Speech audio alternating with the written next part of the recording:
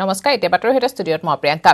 Goalpara ধুবধাৰ vaccine প্ৰদান কৰি থকা স্বাস্থ্যকৰ্মীক আক্ৰমণৰ চেষ্টা প্ৰধানমন্ত্ৰী মোদীৰ উপলক্ষে প্ৰদান কৰা মেগা ভ্যাকচিনেশনত জড়িত স্বাস্থ্যকৰ্মীক আক্ৰমণৰ চেষ্টা কৰে একাংশ দুৰ্বৃত্তই ৰংজলি ব্লক পিএইচডি অধীনৰ ধুবধাৰা সাপ্লাই উপ স্বাস্থ্য কেন্দ্ৰত সংঘটিত হৈছে এই ঘটনাত জড়িত দুজন লোকক আটক কৰাৰ বিপৰীতে এটা অভিযুক্ত বৰ্তমানেও পলাতক হৈ আছে ধৃত লোক দুজন হৈছে ধানবাৰী গাঁৱৰ প্ৰদীপ কলিতা আৰু অমৰ আলী আনহাতে সাপ্লাই প্ৰথম খণ্ড গাঁৱৰ দীপক দাস নামৰ এটা অভিযুক্ত পলাতক অৱস্থাত আছে মোদীৰ জন্মদিন উপলক্ষে সাপ্লাই উপ স্বাস্থ্য কেন্দ্ৰত মেগা ভ্যাকচিনেশন চলি আছিল আৰু তেনে সময়তে একাংশ উদণ্ড লোকে ভ্যাকচিনেশনত জড়িত থকা স্বাস্থ্যকৰ্মীক বাধা প্ৰদান কৰাৰ লগতে প্ৰাণে মৰাৰ ভাবুকি প্ৰদান কৰে আনহাতে ভ্যাকচিন কৰোৱা এম্বুলেন্স বাহন জ্বলাই দিয়াৰ ভাবুকি প্ৰদান কৰে উদণ্ড দলটোৱে ইতিমধ্যে আসামী দুটা গ্ৰেফতাৰ কৰি জেল হাজতলৈ প্ৰেৰণ কৰিছে জন্মান লৰাই সোমাই পেলাই তেওঁলোকক কোভিড ভ্যাকচিন দিয়া অৱস্থাত বাধা আৰোপ কৰিছে পাছৰ লগে লগে মই গ'লোঁ যাই পেলাই তাতে আমি নাৰ্ছ পালোঁ এএনএম নাৰ্ছ তাই ক'লে অমুক ল'ৰা তিনিজন ক্ৰমে আছিল অমৰ আলী প্ৰদীপ কলিতা আৰু দীপক দাস আমি লগে লগে এটি ইনফৰমেশ্যনৰ ভিত্তিত অমৰ আলী আৰু প্ৰদীপ কলিতাক কৰায়ত্ব কৰি আমি থানাত আনিলোঁ যিঘৰত আমি কেছ এটা ল'লোঁ cash number 7721 Under Section 447, 353, 506 IPC, reduced Section 4 of the Assam Medicare Service Persons and Medicare Service Institution, Prevention to Violence and Damage to Property Act 2011. Case লৈ ফলে আমি আসামী দুজন জেললৈ প্ৰেৰণ কৰিম ৰাজ্যজুৰি ছবিঘৰ কৰ্মচাৰী সন্থাৰ প্ৰতিবাদী কাৰ্যসূচীত নতুন এছপি অনুসৰি সকলো শিথিল কৰাৰ বিপৰীতে বৰ্তমানত চৰকাৰেও বন্ধ ৰাখিছে অসমৰ ছবিগৃহসমূহ শীঘ্ৰে ছবিগৃহসমূহ খুলি দিয়াৰ দাবীত দেওবাৰে সমগ্ৰ ৰাজ্যজুৰি ছবিগৃহ কৰ্মচাৰীসকলে ধৰ্ণা কাৰ্যসূচী ৰূপায়ণ কৰিছে গুৱাহাটী অনুৰাধা ছবিগৃহ চৌহদত কৰ্মচাৰীৰ প্ৰতিবাদ ঠিক একেদৰে তেজপুৰত আনোৱাৰ ছবিগৃহ যোৰহাটত স্মৃতি গোপাল ছবিগৃহ লখিমপুৰত বিশ্ব টকিজ ছবিগৃহ শিৱসাগৰত ভাস্কৰ জ্যোতি তিনিচুকীয়াত ৰংঘৰ বঙাইগাঁৱত জলি মেক্স চৌহদতো প্ৰতিবাদী কাৰ্যসূচী ৰূপায়ণ কৰা হৈছে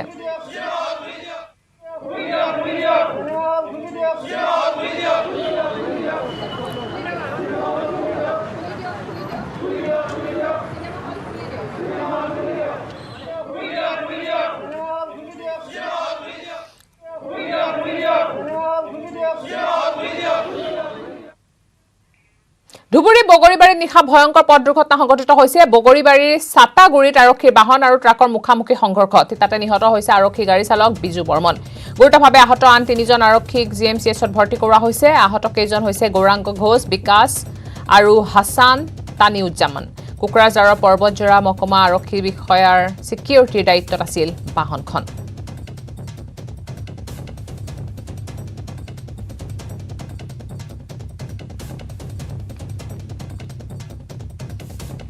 প্ৰকৃত অধিবক্তা নিলয় দত্তৰ আকস্মিক দেহাৱসান মাজনিশা 2:30 বজাত দেহাৱসান ঘটে অধিবক্তাগৰাকীৰ হৃদৰোগত আক্ৰান্ত হৈ বেংগালুৰুৰ কুৰ্গত শেষ নিশ্বাস ত্যাগ কৰে পৰিয়ালৰ সৈতে ফুৰিবলৈ গৈছিল অধিবক্তা নিলয় দত্ত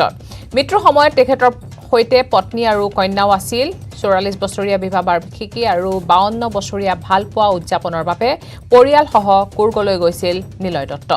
উচ্চতম ন্যায়ালয়তো ওকালতি কৰিছিল প্ৰকৃত অধিবক্তাগৰাকীয়ে অৰুণাচল প্ৰদেশ চৰকাৰৰ মহা অধিবক্তা আছিল অসম ক্ৰিকেট এছ'চিয়েশ্যনৰ সভাপতি আছিল নিলয় দত্ত আন্তঃৰাষ্ট্ৰীয় ক্ৰিকেটৰো আম্পায়াৰ আছিল দত্ত তেওঁ একেৰাহে কবি সুলেখক তথা উপন্যাসিকো আছিল ডক্টৰ মৃত্যু ৰাজ্যৰ আইনী ক্ষেত্ৰৰ বাবে বৃহৎ ক্ষতি আজি বেংগালুৰুতে শেষকৃত হ'ব জ্যেষ্ঠ অধিবক্তা নিলয় দত্তৰ অকল মেধাসম্পন্ন ব্যক্তিয়ে নহয় তেওঁ এজন অধিবক্তা হিচাপে মানে মই এক কথাত ক'বলৈ গ'লে তেওঁ এটা he was an outstanding lawyer মই মানে কি বুলি বুজাম তেওঁ মানে একদম মানে ক্ৰিটিকেল এটা পইণ্ট এটা ইমান সুন্দৰকৈ বুজাই দিব পৰা কেপাচিটি আছিলে তেওঁ এজন ব্যতিক্ৰমী ব্যক্তি আছিল চাওক আমিও ওকালতি কৰিছোঁ আমিও যথেষ্ট কৰিছোঁ কিন্তু সদায় উপলব্ধি কৰোঁ যে নিলয় দাই যেতিয়াই কিবা এটা ক'ব ধৰে সেইটো মানে সঁচাই শুনিবলগীয়া ওকালতি ক্ষেত্ৰতো তেওঁ যিটো অৰ্জন কৰিছে মই নাভাবোঁ মই আশা কৰোঁ ভৱিষ্যত প্ৰজন্মই এইটো কৰক কিন্তু the void he has left it will be very difficult to fill অকল আইনৰ জগতখনেই নহয়, তেওঁ ধৰক আজি অসম ক্ৰিকেট সন্থাৰ লগতো ওতঃপ্ৰোতভাৱে জড়িত আছিল। এই বৰ্ষাপাৰা ষ্টেডিয়াম হোৱাৰ ক্ষেত্ৰতো তেখেতৰ যথেষ্ট অৰিহণা আছে। তেওঁ এজন ইণ্টাৰনেশ্যনেল ক্ৰিকেট আম্পায়াৰ আছিলে। তেওঁ যিটো মানে ভইড এৰি থৈ গ'ল, মই এইটো অপূৰণীয় বুলি মই ভাবোঁ। এজন অত্যন্ত গুৰুত্বপূৰ্ণ আৰু অত্যন্ত প্ৰখ্যাত আইনবিদ, এডভোকেট আৰু বৰ্তমান সময়ৰ অৰুণাচল প্ৰদেশৰ এডভোকেট জেনেৰেল নিলয় দত্ত ডাঙৰীয়া যোৱা ৰাতিৰ মৃত্যু ঘটা বুলি প্ৰয়াণ হোৱা বুলি যি খবৰ পালোঁ, এই খবৰে আমাক অতিকে মৰ্মাহত কৰিছে। নিলয় দত্ত ডাঙৰীয়া অকল অসমৰে নহয়, সমগ্ৰ ভাৰতবৰ্ষৰ এজন গুৰুত্বপূৰ্ণ আইনবিদ আছিল। নিলয় দত্ত ডাঙৰীয়াই মোক NSA কেছত, মোক যেতিয়া বিজেপি চৰকাৰে নেশ্যনেল ছিকিউৰিটি এক্টত যেতিয়া গ্ৰেপ্তাৰ কৰিছিলে, সেই গ্ৰেপ্তাৰৰ সময়ত তেখেতে বিনামূলীয়াকৈ, পইচা নোলোৱাকৈ মোৰ হৈ তেখেতে ওকালতি কৰিছিলে আৰু তেখেতে ওকালতি কৰি মোক NSA ৰিভ'ক কৰাই দিছিলে। গতিকে ব্যক্তিগতভাৱেও মই নিলয় দত্ত ডাঙৰীয়াৰ ওচৰত সদায় ঋণী হৈ থাকিম, কৃতজ্ঞ হৈ থাকিম। মই এই মুহূৰ্তত নিলয় দত্ত ডাঙৰীয়াৰ মৃত্যুত গভীৰভাৱে শোক প্ৰকাশ কৰিছোঁ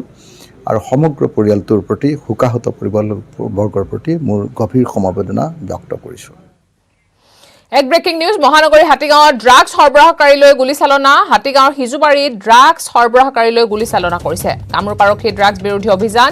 বৃহৎ পৰিমাণৰ ড্ৰাগছ জব্দ হয় যদিও পলাই যায় 4টা ড্ৰাগছ পেডলাৰ। প্ৰায় 1 কিলোগ্ৰাম নিষিদ্ধ ড্ৰাগছ জব্দ কৰিছে আৰক্ষীয়ে। গুৱাহাটীৰ হাতীগাঁৱত সংঘটিত হৈছে গুলীচালনা ঘটনা। ড্ৰাগছ সৰবৰাহকাৰীলৈ গুলীচালনা কৰিছে আৰক্ষীয়ে। হাতীগাঁৱৰ সিজুবাৰীত সংঘটিত হৈছে ঘটনাটো। হাতীগাঁৱৰ সিজুবাৰীত ড্ৰাগছ সৰবৰাহকাৰীলৈ গুলীচালনা কৰে আৰক্ষীয়ে। কামৰূপ আৰক্ষীৰ ড্ৰাগছ বিৰোধী অভিযান। বৃহৎ পৰিমাণৰ ড্ৰাগছ জব্দ হয় যদিও পলাই যায় 4টা ড্ৰাগছ পেডলাৰ। কিন্তু 1 কিলোগ্ৰাম নিষিদ্ধ ড্ৰাগছ জব্দ কৰে আৰক্ষীয়ে।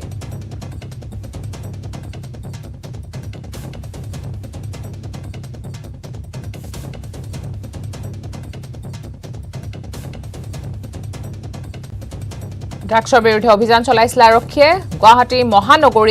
মহানগৰী সিজুবাৰীত সংঘটিত হৈছে গুলীচালনা ঘটনা। ড্ৰাগছ সৰবৰাহকাৰীলৈ গুলীচালনা কৰে আৰক্ষীয়ে, কিন্তু সৰবৰাহী 4টা পলাই যাবলৈ সক্ষম হয়, কিন্তু বৃহৎ পৰিমাণৰ ড্ৰাগছ জব্দ কৰে আৰক্ষীয়ে। কামৰূপ আৰক্ষীৰ ড্ৰাগছ বিৰোধী অভিযান। কামৰূপ আৰক্ষীয়ে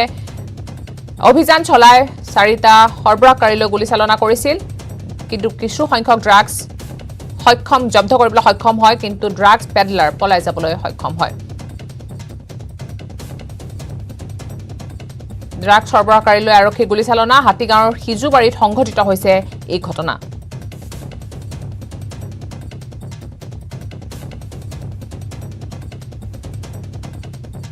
ড্ৰাগছমুক্ত অসম গঢ়াৰ বাবে এতিয়া আৰক্ষীয়ে অভিযান তীব্ৰ কৰি তুলিছিলে। আমি বিভিন্ন সময়ত আৰক্ষীয়ে সৰবৰাহকাৰী গ্ৰেফতাৰ কৰিবলৈ সক্ষম হৈছে। বৃহৎ পৰিমাণৰ ড্ৰাগছ জব্দ কৰিছে আৰক্ষীয়ে বিভিন্ন ঠাইৰ পৰা, আৰু আজিও ড্ৰাগছ বিৰোধী অভিযান কৰিছিল আৰক্ষীয়ে। সিজুবাৰীত সংঘটিত হৈছে গুলীচালনা ঘটনা। মহানগৰী হাতীগাঁৱত ড্ৰাগছ সৰবৰাহকাৰীলৈ গুলীচালনা কৰে আৰক্ষীয়ে।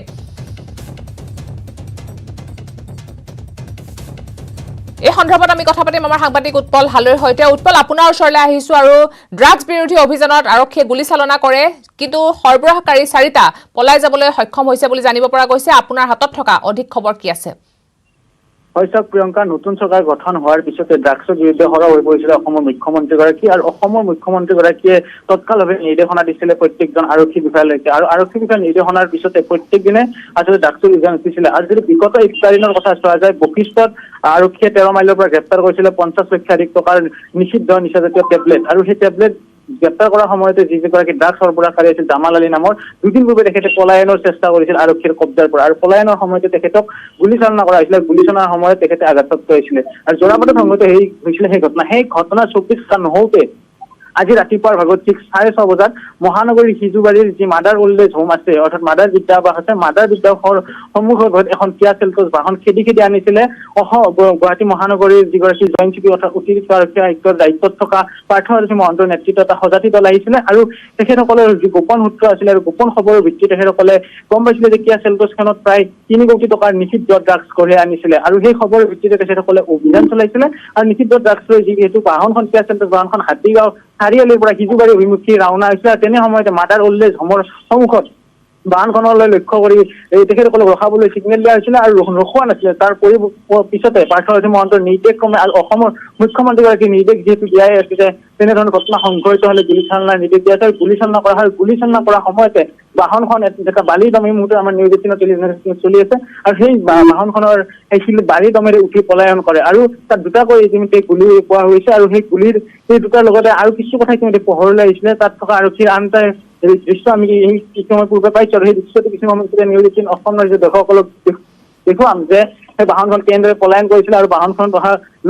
লোকসকলে বালি দমেৰে যি ধৰণে পলাই গৈছিলে। আৰু তাৰ সমান্তৰালভাৱে ৱেগনাৰ এখনো তাত ৰখা আছে, যি আমাৰ নিউজ 18 টেলিভিছন এই মুহূৰ্তত বাজি আছে দৃশ্যটো। আৰু তাৰ সমান্তৰালভাৱে যদিহে চোৱা যায়, যি দৃশ্য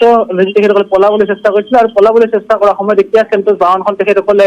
হাতীগাঁও মাজাৰ হৈ শান্ত হৈ পলায়নৰ চেষ্টা কৰে। আৰু তাত থকা প্ৰত্যক্ষদৰ্শীয়ে জনোৱা মতে সেই বাহনখনতো কিন্তু আৰক্ষীৰ গুলীৰ বিপৰীতে কিন্তু যি ধৰণৰ ড্ৰাগছ পেডলাৰ 4গৰাকী আহিছিলে, সেই 4গৰাকী ড্ৰাগছ পেডলাৰৰ কিন্তু তেখেতসকলে ব্লেংক ফায়াৰিং কৰা বুলি আমাক ইতিমধ্যে তাৰে প্ৰত্যক্ষদৰ্শীয়ে জনাইছে। আৰু ইয়াৰ সমান্তৰালভাৱে যদি চোৱা যায়, গুৱাহাটী মহানগৰীত প্ৰত্যেক দিনে এতিয়া নিষিদ্ধ ড্ৰাগছৰ উজান দিছে। আৰু যদিও ড্ৰাগছ সৰবৰাহকাৰীজনক কৰায়ত্ব কৰিব নোৱাৰিলে, তথাপিতো কিন্তু 1 কেজিকৈ কিন্তু বৃহৎ পৰিমাণৰ নিষিদ্ধ ড্ৰাগছ জব্দ কৰিছে অসম আৰক্ষীয়ে। আৰু এই সফলতা বুলি ক'ব লাগিব। তাৰ বিপৰীতে এই যি ড্ৰাগছৰ মূল্য প্ৰাৰম্ভিক পৰ্যায়ত অসমৰ মুখ্যমন্ত্ৰীগৰাকীয়ে ইতিমধ্যে টুইট কৰি জনাইছে যে সিজুবাৰীত এনেধৰণৰ ঘটনা সংঘটিত হৈছে, আৰু এই যি ড্ৰাগছখিনি জব্দ কৰিছে, এই ড্ৰাগছখিনিৰ আনুমানিক মূল্য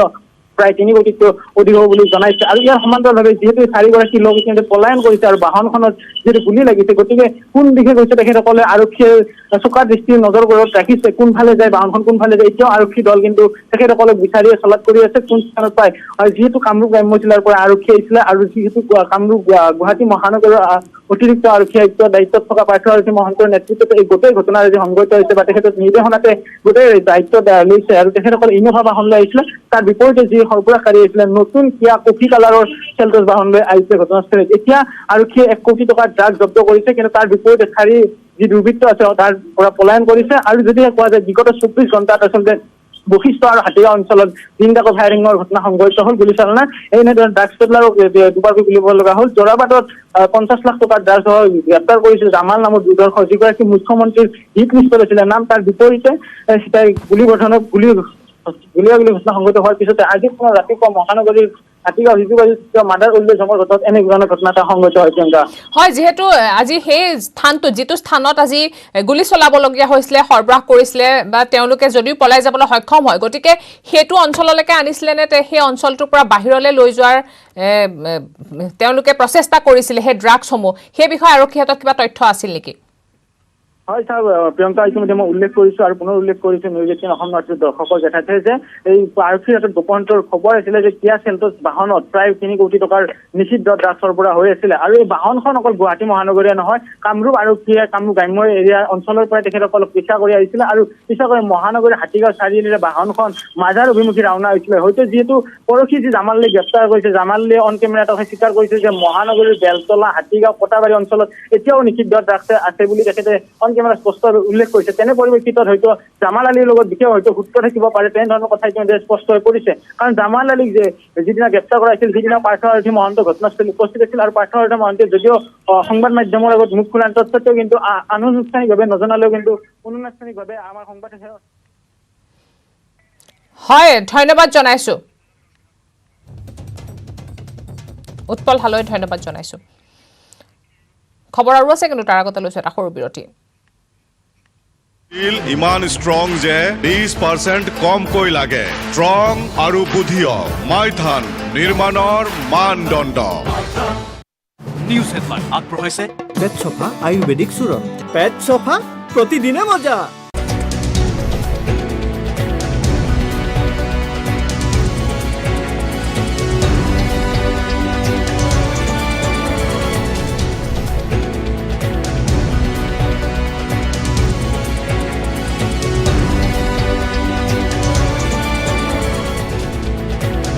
নিউজ হেডলাইন আগবঢ়াইছে পেট চফা আয়ুৰ্বেদিক চূৰণ। পেট চফা প্ৰতিদিনে মজা। এই নামভাগ যাতে চলাই নিবৰ কাৰণে আমি আপ্ৰাণ চেষ্টা কৰিম।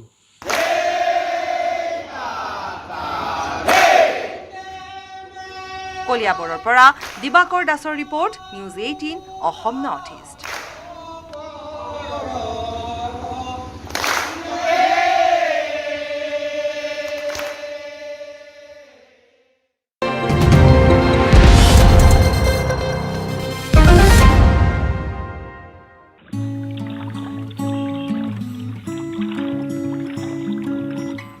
প্ৰাক্তন ছাত্ৰনেতাৰ আদৰ্শনীয় পদক্ষেপ মীন পালনেৰে স্বাৱলম্বী যুৱক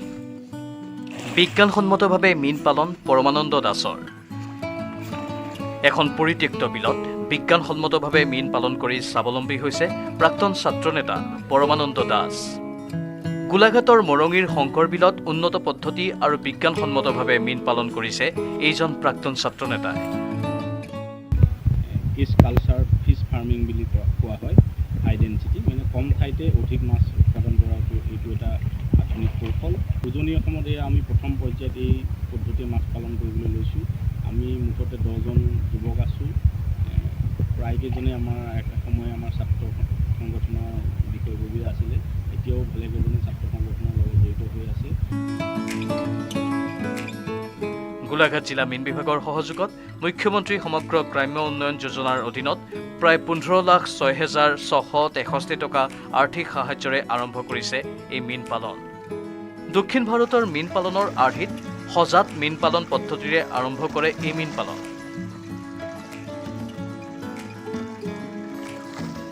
প্ৰাক্তন ছাত্ৰনেতাজনে আন কেইবাজনো ছাত্ৰনেতাক লৈ যুৱশক্তি নিৰ্মাণ আত্মসহায়ক গোট গঠন কৰি নিজৰ লগতে কেইবাজনকো স্বাৱলম্বনৰ পথ দেখুৱাবলৈ সক্ষম হৈছে বিশেষকৈ কাৱৈ পুঠি মাগুৰ আদি থলুৱা মাছৰ লগতে ৰৌ ভকুৱা ৰূপচন্দ্ৰা গ্ৰাছকাপ আদিকে ধৰি প্ৰায় 15 প্ৰজাতিৰ মাছ পালন কৰিছে এই ছাত্ৰনেতাজনে দেখা পোৱা যায় যে অসমতে যথেষ্ট জলাশয় আছে বিল আছে গতিকে এই সকলো জলাশয় বিলবিলাকত যদি আমি উন্নত পদ্ধতিৰে মাছ পালন কৰোঁ আৰু অন্যান্য কিবাকিবি আমি উৎপাদনমূলক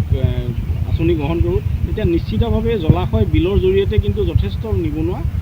স্বাৱলম্বী হৈ উঠিব পাৰিব পৰমানন্দ নামৰ এই যুৱকজন হওক আন 10জন নিবনুৱা যুৱক যুৱতীৰ বাবে আদৰ্শস্বৰূপ নুমলীগড়ৰ পৰা Pranabjyoti Saikia news 18 Assam north east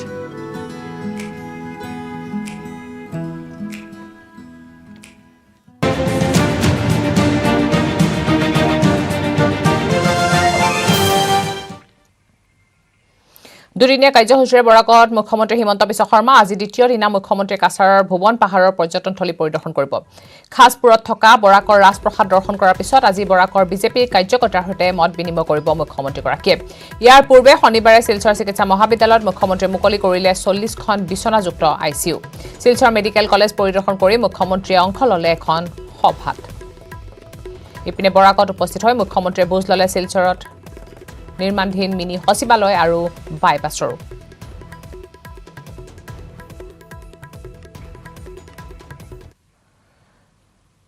আমি পোনপটীয়াকৈ যাব বিচাৰিছো আমাৰ সাংবাদিক অনিৰুদ্ধ লস্কৰৰ ওচৰ অনিৰুদ্ধ আপোনাৰ ওচৰলৈ আহিছো আৰু কেইবাখনো কাৰ্যসূচীত ইতিমধ্যে অংশগ্ৰহণ কৰিছে আৰু পৰৱৰ্তী সময়ত আজিৰ দিনটোত কি কাৰ্যসূচী আছে আৰু বৰ্তমান ক'ত আছে হয় প্ৰিয়ংকা আজি ৰাতিপুৱা সাৰ্কিট হাউছত ওলোৱাৰ পিছত তাতে লাষ্ট ৰাজা আমি যেটো কো কাছাৰী ৰাজা গোবিন্দচন্দ্ৰ হাসনুৰ এই সাৰ্কিট হাউছৰ কাষৰ ৰাস্তাখনি গোবিন্দচন্দ্ৰ হাসনুৰ নামত এই ৰাস্তাখন যেটো কাৰণে তাতে এটা আজি ষ্টেচু ওপেনিং হৈছে এটো কৰাৰ পিছতে হেলিকপ্টাৰ দি উৰাৰ মাৰি ভুৱন পাহাৰলৈ গৈছে আৰু ভুৱন পাহাৰ এটা আমাৰ ভগৱান শিৱৰ এটা স্থান তাতে বহুত কেইজন দৰ্শনাৰ্থী যায় সেই স্থানখন কেনেকুৱা ডেভেলপ কৰিব পাৰে এটো কাৰণে চাবলৈ গৈছে আৰু মুখ্যমন্ত্ৰী তাৰ পিছত এতিয়া আহিব খাসপুৰ আমাৰ ডিমাসা কাছাৰী ৰাজা যে লাষ্ট কিংডম যেটো আমি কওঁ লাষ্ট কিংডমটো চাব কাৰণে আহিব এই লাষ্ট কিংডমৰ কথা কৈছো এটা দুটা দৃশ্য দেখিব পাৰে এই খাসপুৰৰ এতিয়াও বহুত কেইটা এনেকুৱা ঠাই আছে যেটো এইবিলাক স্থানীয় যিমানখিনি ট্ৰেডিশ্যনেল আৰু কালচাৰেল হেৰিটেজ যেটো আছে ডিমাছাসকলৰ এই সকলৰ ডেভেলপমেণ্ট কেনেকুৱা কৰিব পাৰে এইবিলাক চাব লাগিব আৰু কি এইটো আমি ইয়াতে গম পাম কিয়নো ডক্টৰ হিমন্ত বিশ্ব শৰ্মা এটা indigenous faith and culture department মুখ্যমন্ত্ৰী হোৱাৰ পিছতে এটা ডিপাৰ্টমেণ্ট এনেকুৱা খুলিছে য'ত 100 কোটি টকা দিয়া হৈছে এইবিলাক ডেভেলপমেণ্ট কেইটা চাবৰ কাৰণে এইটো কাৰণে আজি অলপ পিছতে ইয়াতে খাসপুৰত আহি পাব আৰু এই খাসপুৰত এই স্থানখনৰ কেনেদৰে ডেভেলপমেণ্ট কৰিব পাৰে লাষ্ট কিংডম ডিমাছাসকলৰ কাছাৰী ৰাজাৰ লাষ্ট কিংডম এই স্থানখন কেনেকৈ ডেভেলপ কৰিব পাৰে ইয়াতে আহিব কোনোবা এটা এনাউন্সমেণ্ট কৰিব পাৰে প্ৰিয়ংকা হয় এতিয়া কিমান সময়ৰ পিছত তাত উপস্থিত হ'ব আৰু আজি কি কাৰ্যসূচী আছে আৰু তাৰ পিছত আজি থাকিব নে ঘূৰি আহিব হয় প্ৰিয়ংকা আজিও থাকিব আজি এই ইণ্ডিজিনাছ পইণ্টত যিটো বুৱন পাহাৰৰ পিছত খাছপুৰ আৰু খাছপুৰটো চোৱাৰ পিছত চাৰ্কিট হাউচত গৈ বিশ্ৰাম কৰিবৰ কাৰণে 3 ঘণ্টা এটা ৰেষ্ট পিৰিয়ড আছে আৰু 4টাৰ পিছত প্ৰথমতে পাৰ্টি অফিচত যাব পাৰ্টি অফিচৰ পাছত 6টালৈ বিমলাংশু ৰাও ফাউণ্ডেশ্যনৰ কাৰণে তাতে বাৰ্তালাপৰ এটা ব্যৱস্থা আছে য'ত আমাৰ MP শিলচৰৰ MP ডক্টৰ ৰাজদীপ ৰায়ে সব বছৰে এটা এনেকুৱা প্ৰগ্ৰাম থাকে বিমলাংশু ফাউণ্ডেশ্যন অৰ্থাৎ এইটোৰ পিছতে আজি ৰাতি ভোজন কৰি ৰাতিও চাৰ্কিট হাউচ থাকিব আৰু কালি ৰাতিপুৱা 10:40 ইণ্ডিগো ফ্লাইট দি গুৱাহাটী বেক যাব প্ৰিয়ংকা হয় এতিয়া খাছপুৰত আপুনি অপেক্ষা কৰিছে আৰু খাছপুৰত কিমান সময়ৰ পিছত উপস্থিত হ'ব মুখ্যমন্ত্ৰীগৰাকী আৰু বেছি সময় নাই প্ৰিয়ংকা অলপ পিছতে আহি পাব আমি যেতিয়া আহিছো আমি দেখিছো গেটত কেনেকুৱা একদম ট্ৰেডিশ্যনেল পোছাক পিন্ধি ডিমাছা অকল এই পুৰো অঞ্চলখন ডিমাছা অঞ্চলখনৰ এই খাছপুৰৰ যেটো স্থানখন এক লাষ্ট কাছাৰী ৰাজা কাছাৰৰ ভিতৰত ইয়াতে আহি গোবিন্দ চন্দ্ৰ হাসনু লাষ্ট ইয়াতে আহিছিলে এই লাষ্ট কিংডম আমি ক'ব পাৰো এইটোৰ এটা মানে প্ৰিজাৰ্ভেশ্যন যেটো আমি কেনেদৰে সংৰক্ষণ কৰিব পাৰে এই স্থানখন এইটোৰ কাৰণে এটা প্ৰচেষ্টা বহুত দিনৰ পৰাই চলি আছে আমি বহুত ঠাই দেখিছো এটা গোবিন্দ চন্দ্ৰ হাসনু ৰাজা গোবিন্দ হাসনুৰ ৰাণীৰ কাৰণে যে পাৰ্ক বনাইছিলে পাৰ্কৰ অৱস্থা খুবই বেয়া এইবিলাক সব চাব লাগিব মুখ্যমন্ত্ৰী আহি কি এটা পদক্ষেপ লয় বা কিনো এনাউন্সমেন্ট কৰে না নাই এইটো চাব লাগিব প্ৰিয়ংকা হয় ধন্যবাদ জনাইছো অনিৰুদ্ধ লস্কৰ শিলচৰৰ পৰা আছিল অনিৰুদ্ধ লস্কৰ দুদিনীয়া কাৰ্যসূচীৰ পৰাকত মুখ্যমন্ত্ৰী হিমন্ত বিশ্ব শৰ্মা আজি দ্বিতীয় দিনা মুখ্যমন্ত্ৰী কাছাৰ ভুৱন পাহাৰ পৰ্যটনথলী পৰিদৰ্শন কৰে খাছপুৰত থকা বৰাকৰ ৰাজপ্ৰসাদ দৰ্শন কৰাৰ পিছত আজি বৰাকৰ বিজেপি কাৰ্যকৰ্তাৰ সৈতেও মত বিনিময় কৰিব মুখ্যমন্ত্ৰীগৰাকীয়ে কিছু সময় পিছতে বৰাকৰ খাছপুৰত থকা ৰাজপ্ৰসাদ দৰ্শন কৰিব আৰু তাৰ পিছতে মত বিনিময় অনুষ্ঠানত অংশ ল'ব আৰু ইয়াৰ পূৰ্বে শনিবাৰে শিলচৰ চিকিৎসা মহাবিদ্যালয়ত মুখ্যমন্ত্ৰীয়ে মুকলি কৰিছিল 40খন বিচনাযুক্ত ICU বিভিন্ন কাৰ্যসূচী লৈ দুদিনীয়া কাৰ্যসূচীৰে শিলচৰত মুখ্যমন্ত্ৰীগৰাকী বৰাকত উপস্থিত হয় মুখ্যমন্ত্ৰীয়ে বুজ লৈছে শিলচৰত নিৰ্মাণধীন মিনি সচিবালয় আৰু বাইপাছৰো আহিছো পৰৱৰ্তী খবৰলৈ লকডাউনত গাড়ী চালনাৰ প্ৰশিক্ষণ দি আৰ্থিকভাৱে স্বাৱলম্বী হৈছে নগাঁৱৰ এগৰাকী যুৱতী মহিলা স্বাৱলম্বিতাৰ ক্ষেত্ৰত এগৰাকী যুৱতীয়ে কঢ়িয়াই আনিছে আশাৰ বতৰা এই সন্দৰ্ভত আমাৰ সাংবাদিক নীলোৎপল বৰাৰ বিশেষ ৰিপৰ্ট মহিলা স্বাৱলম্বিতাৰ ক্ষেত্ৰত উৎকৃষ্ট নিদৰ্শন দেখুৱাইছে নগাঁৱৰ এগৰাকী যুৱতীয়ে আমাৰ লগত আছে ৰিংকুমণি চৌধুৰী যিগৰাকী যুৱতীয়ে বিগত সময়ছোৱাত নগাঁৱত নিজাকৈ গাড়ী চলোৱাৰ প্ৰশিক্ষণ দিছে আৰু ৰিংকু আছে মই ৰিংকু বাজা ৰিংকু কিমান দিনৰ পৰা তুমি এই প্ৰশিক্ষণ দি আছা গাড়ী চলোৱা এই প্ৰশিক্ষণটো মোৰ যোৱা বছৰ 2020 চনৰ মই 16 ছেপ্টেম্বৰৰ পৰা ষ্টাৰ্ট কৰিছোঁ আজি মোৰ যোৱা 16 ছেপ্টেম্বৰত মই এবছৰ কমপ্লিট কৰিছোঁ মোৰ এইটো মানে মোৰ যাত্ৰা আৰু এতিয়া গাড়ী চলাবলৈ শিকাই আছা নিজে কেতিয়াবা চলাবলৈ শিকিছিলা মইতো একদম 18 বছৰৰ পৰা মই গাড়ী চলাব শিকিছোঁ যেতিয়া মোৰ 18 ইয়াৰ্ছ হৈছে তেতিয়াৰ পৰাই মই গাড়ী শিকিবলৈ আৰম্ভ কৰিছোঁ তেতিয়াৰ পৰা এতিয়ালৈকে মই চলাই আছোঁ কণ্টিনিউৱাছলি তাৰ মাজতে মই কেতিয়াবা কাৰোবাক শিকাই দিবলৈ কয় মোক মই শিকাই দিওঁ বাট মানে মই একদম ষ্টাৰ্টিঙৰ পৰা এৰ পৰা মই মানে শিকাবলৈ মোৰ একচুৱেলি মোৰ সাহস নাছিলে কোনোবাই কেতিয়াবা কয় এনেই আৰু ৰাস্তাত মই যদি যাবলৈ কাৰোবাৰ ছাপোৰ্ট হিচাপে মই গৈ দিছিলোঁ কিন্তু যোৱা বছৰ 2020 চনৰ যেতিয়া লকডাউনৰ ষ্টাৰ্ট হ'ল তেতিয়াৰ পৰা মানে মই প্ৰথমতে মোৰ ওচৰৰ ভণ্টি এগৰাকী আছিলে তেওঁ মানে মোক কৈ আছিলে মনোবা মোক গাড়ীখন শিকাই দিয়া তুমি মোক জাষ্ট এনেই নৰ্মেলি ক'লে আৰু তাই এদিন মোক গাড়ীখন শিকাই দিয়া তেতিয়া মই কথাটো তাইক ভাবিলোঁ মই ঠিক আছে শিকাই দিম তাই মোক কৈছে যে মোৰতো গাড়ী নাই মানে নিজৰ ঘৰৰ গাড়ীখনটো শিকাব নোৱাৰো তোমাৰ গাড়ীখন লৈ শিকাই মই ক'লোঁ মোৰতো গাড়ী নিজৰ ঘৰৰ গাড়ীখন মোক দিয়া নহ'ব গতিকে তোমাৰ গাড়ী যদি মই শিকাই দিম সেনেকৈ ক'ল তেতিয়া মই কথাটো মোৰ মাইণ্ডত মানে আহিলে যে মই যদি এনেকৈ যদি কিবা এটা কৰিবৰ কাৰণে মানে পাৰোঁ আৰু আৰু ইয়াৰ লগে লগে সময় হৈছে এতিয়া বাতৰিৰ পৰা বিদায় লোৱাৰ নমস্কাৰ ইমান ষ্ট্ৰং যে 20% কমকৈ লাগে ষ্ট্ৰং আৰু বুদ্ধিয়ক মাইথান নিৰ্মাণৰ মানদণ্ড নিউজ হেডলাইন আগবঢ়াইছে পেট চফা আয়ুৰ্বেদিক চূৰণ পেট চফা প্ৰতিদিনে মজা